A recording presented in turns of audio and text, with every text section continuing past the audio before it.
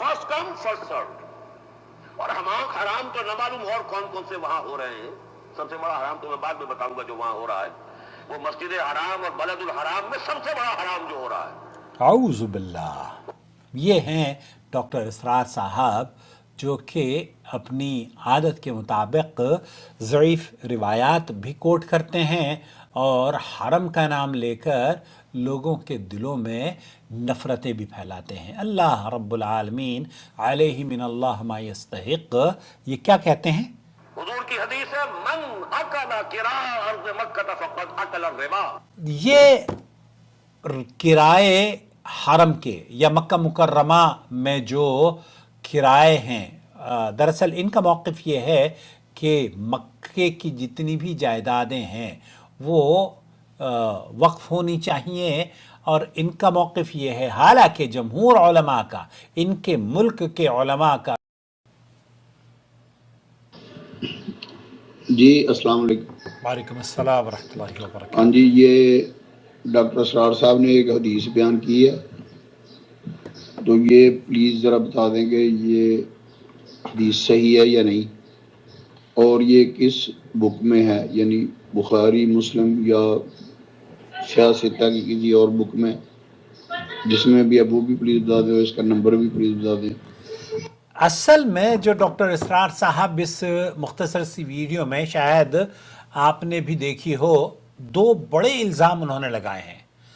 اور ایک تو الزام یہ لگایا ہے کہ حرم کے اندر جو پہلی صفیں ہوتی ہیں وہ بکی ہوتی ہیں، حالانکہ اللہ گواہ ہے بعض مرتبہ میں شخصی طور پر آپ کو بتا رہا ہوں کہ پہلی صف میں ہمیں موقع ملا ہے نماز پڑھنے کا، اور ائمت جو امام ہیں حرم کے، ان کے ساتھ بھی نماز پڑھنے کا موقع صفوف اولا میں جو حرم کے بالکل یا کعبۃ اللہ کے قریب ہے اس میں ہم نے پڑھی ہے. لیکن یہ کہنا کہ پہلی صفیں شرطا، مطلب ان کا جو مزاج ہے نا ڈاکٹر اسرار صاحب کا، وہ بس اللہ تعالیٰ علیہ من اللہ ما یستحق، وہ تو ادھر کی اور سعودی عرب سے نہ جانے کیوں اللہ واسطے کا ان کو بیر تھا. اس ویڈیو میں جو خطرناک بات انہوں نے کہی ہے وہ یہ الزام لگایا ہے کہ مکہ مکرمہ کی جو زمینیں ہیں ان زمینوں کو آپ کسی کو کرائے پر نہیں دے سکتے، کسی کی خرید و فروخت نہیں کر سکتے، وغیرہ وغیرہ. دوستو، بھائیوں اور بہنوں، آج ہم ایک اسی علمی سوال کا جواب آپ کی خدمت میں پیش کریں گے جو کہ عام طور پر بلا تحقیق کے لوگوں کو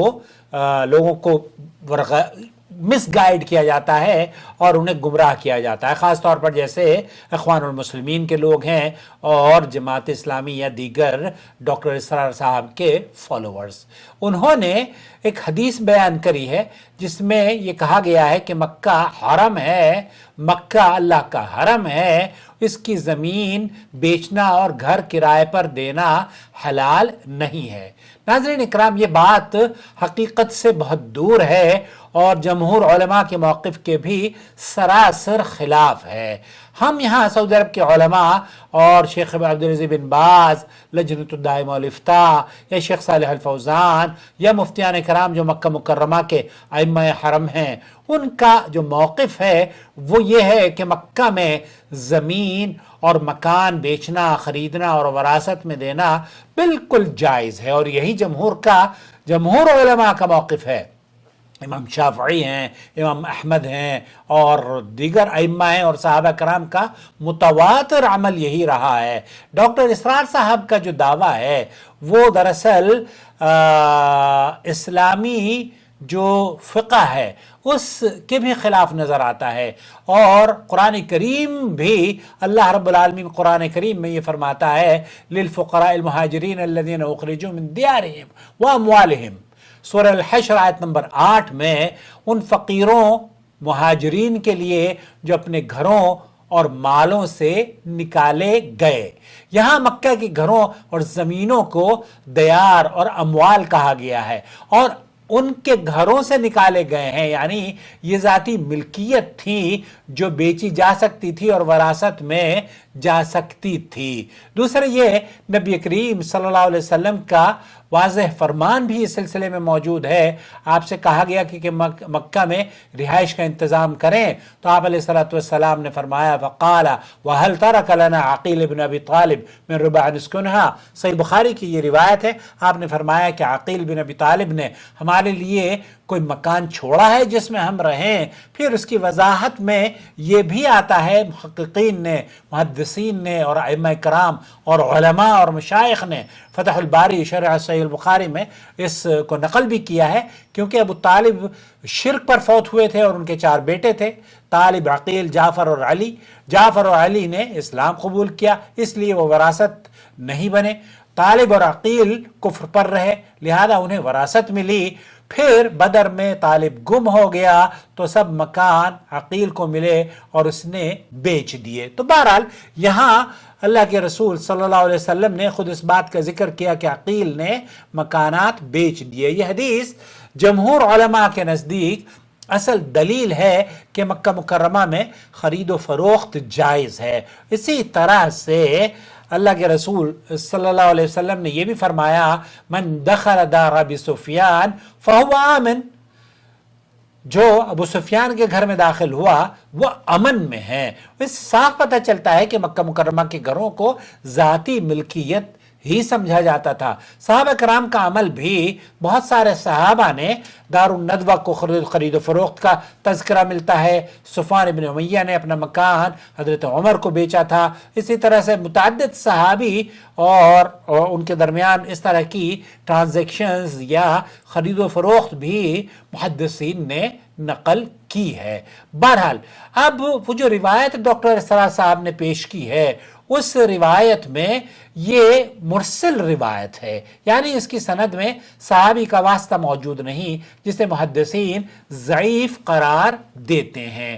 اور اس سلسلے میں یہ جو حدیث بیان کی جاتی ہے، جمہور علماء اس روایت کو عمل کے قابل نہیں سمجھتے، بلکہ قرآن اور صحیح احادیث کو بنیاد بناتے ہوئے شیخ صالح الفوزان فرماتے ہیں کہ مکہ مکرمہ کی زمینوں کی خرید و فروخت جائز ہے، کیونکہ صحابہ کرام کا عمل اسی پر رہا ہے، اور شریعت میں اصل حکم اباحت ہے جب تک کہ کوئی صحیح صریح ممانعت نہ آ جائے۔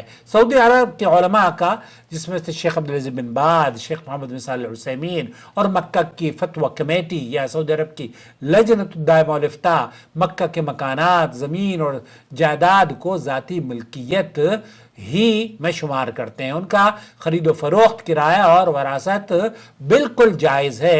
البتہ شاعر اسلام جو شاعر حرم ہے، یعنی منی، مزدلفہ، عرفات اور حدود حرم، وقفیں اور خرید و فروخت سے مستثنی ہیں۔ ڈاکٹر اسرار صاحب کا جو تنقیدی بیان ہے وہ دراصل ہمیں یہ سمجھنا ہوگا کہ ان کا رجحان اخوان المسلمین کی طرف تھا، اور وہ اس طرح کی جو فتنے ہیں ان میں بہت زیادہ متاثر تھے، اور اسی پس منظر میں ڈاکٹر اسرار صاحب نے سعودی عرب کو بارہا کئی مرتبہ وہ اپنی تقریروں میں یا تحریروں میں نشانہ بنایا کرتے تھے، مگر علمی اعتبار سے ان کا یہ حملہ جمہور علماء اور صحیح علمی دلائل کے خلاف تھا۔ اہل علم کا طریقہ یہ ہے کہ اختلاف بھی علم اور انصاف کے دائرے میں ہو، نہ کہ جذبات یا مخصوص سیاسی زاویے کے تحت ہو۔ ڈاکٹر اسرار صاحب کا حکومت سعودی عرب پر یا سعودی عرب نے جو نظام قائم کیا ہے یا مکہ مکرمہ کی صفوں کو لے کر جو بیان دیا ہے وہ بے بنیاد ہے، اور وہ جو روایت انہوں نے پیش کی ہے وہ روایت بھی دراصل ضعیف روایت ہے، اور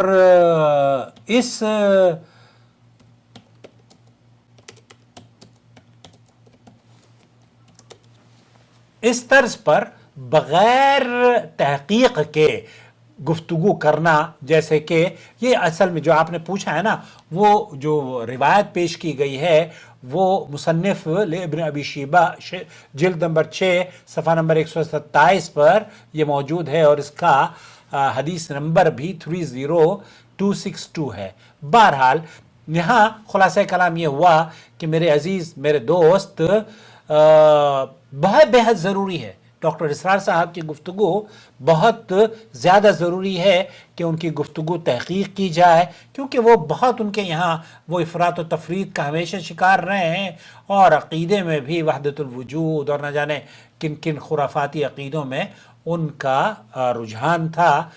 अल्लाह रब्बुल आलमीन से दुआ है कि अल्लाह ताला हमें शर और फितनों से महफूज फरमाए, हरमैन शरीफैन की हिफाजत फरमाए, हासिदों के हसद और बुरी नज़र से मक्का, मदीना, जद्दा, रियाद, बल्कि सऊदी अरब का जो इलाक़ा है जहाँ जहाँ मुसलमान बसते हैं, अल्लाह ताला अमन और सलामती से रखे, और खादिम हरमैन शरीफैन मलिक सलमान इब्न अब्दुल अज़ीज़, उनके फ़र्जंद मोहम्मद बिन सलमान हफ़िज़हुमुल्लाह को जज़ाए खैर अता फरमाए, जो उन्होंने अमन और सलामती से इस हरमैन का तक़द्दुस कायम किया हुआ है। और यहाँ आप हर साल लाखों की तादाद में हुज्जाज बैतुल्लाह हराम तशरीफ़ लाते हैं और अमन और सलामती के साथ यहाँ क़याम करते हैं।